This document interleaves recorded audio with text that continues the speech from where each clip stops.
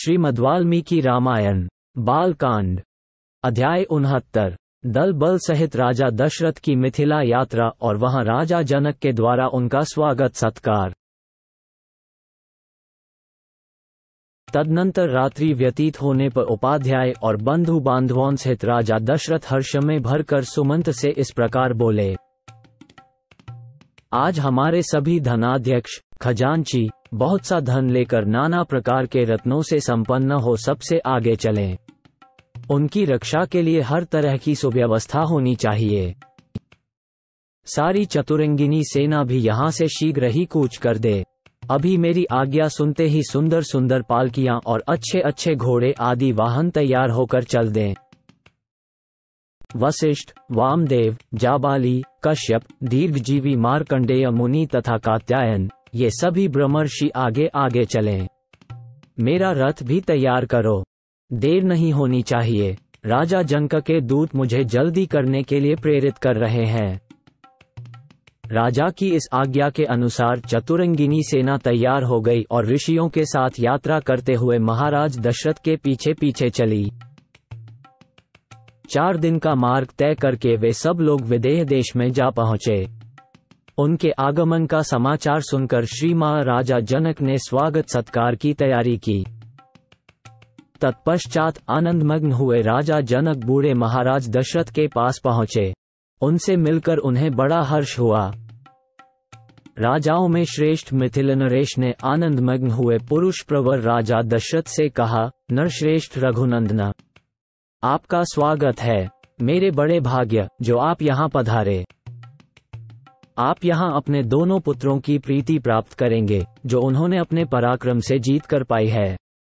महातेजस्वी भगवान वशिष्ठ मुनि ने भी हमारे सौभाग्य से ही यहाँ पदार्पण किया है। ये इन सभी श्रेष्ठ ब्राह्मणों के साथ वैसी ही शोभा पा रहे हैं जैसे देवताओं के साथ इंद्र सुशोभित होते हैं। सौभाग्य से मेरी सारी विघ्न बाधाएं पराजित हो गईं। रघुकुल के महापुरुष महान बल से संपन्न और पराक्रम में सबसे श्रेष्ठ होते हैं। इस कुल के साथ संबंध होने के कारण आज मेरे कुल का सम्मान बढ़ गया। नरश्रेष्ठ नरेंद्र, कल सवेरे इन सभी महर्षियों के साथ उपस्थित हो मेरे यज्ञ की समाप्ति के बाद आप श्री राम के विवाह का शुभ कार्य संपन्न करें। ऋषियों की मंडली में राजा जनक की यह बात सुनकर बोलने की कला जानने वाले विद्वानों में श्रेष्ठ एवं वाक्यमर्मज्ञ महाराज दशरथ ने मिथिल नरेश को इस प्रकार उत्तर दिया। धर्मज्ञ, मैंने पहले से ये सुन रखा है कि प्रतिग्रह दाता के अधीन होता है, अतः आप जैसा कहेंगे हम वैसा ही करेंगे।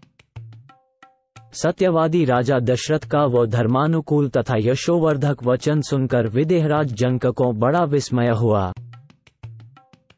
तदनंतर सभी महर्षि एक दूसरे से मिलकर बहुत प्रसन्न हुए और सबने बड़े सुख से वो रात बिताए। इधर महातेजस्वी श्री राम विश्वामित्र जी को आगे करके लक्ष्मण के साथ पिताजी के पास गए और उनके चरणों का स्पर्श किया। राजा दशरथ ने भी जनक के द्वारा आदर सत्कार पाकर बड़ी प्रसन्नता का अनुभव किया तथा अपने दोनों रघुकुल रत्न पुत्रों को सकुशल देखकर उन्हें अपार हर्ष हुआ। वे रात में बड़े सुख से वहां रहे। महातेजस्वी तत्वज्ञ राजा जनक ने भी धर्म के अनुसार यज्ञ कार्य संपन्न किया तथा अपनी दोनों कन्याओं के लिए मंगलाचार का संपादन करके सुख से वह रात्रि व्यतीत की।